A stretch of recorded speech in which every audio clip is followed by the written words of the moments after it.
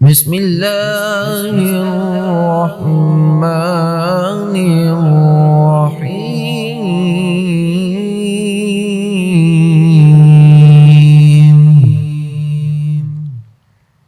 يا بني إسرائيل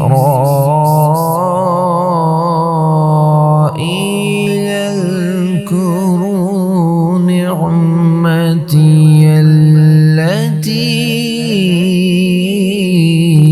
أنعمت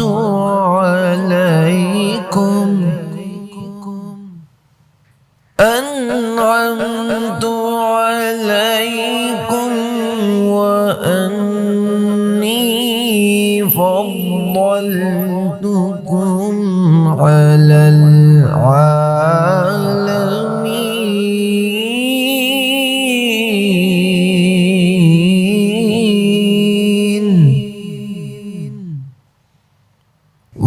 واتقوا يوما لا تجزي نفس عن نفس شيئا ولا يقبل منها شفاعة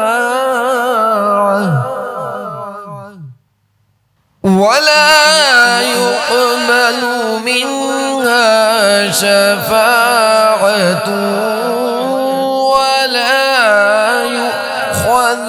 منها عدل ولا هم ينصرون.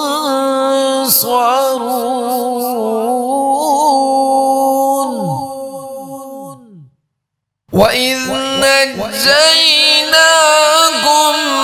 من آل فرعون يسومونكم سوء العذاب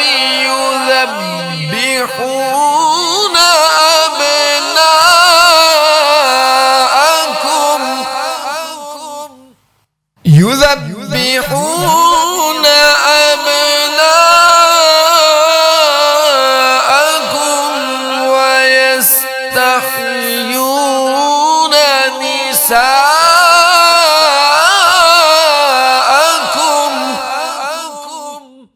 وفي ذلكم بلاء من ربكم عظيم.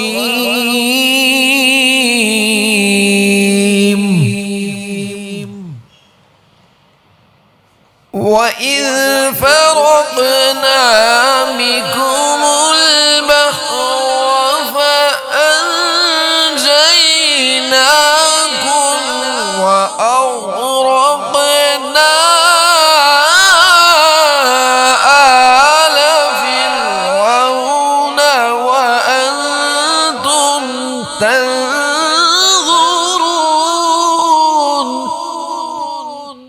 وأغرقنا آل فرعون وأنتم تنظرون.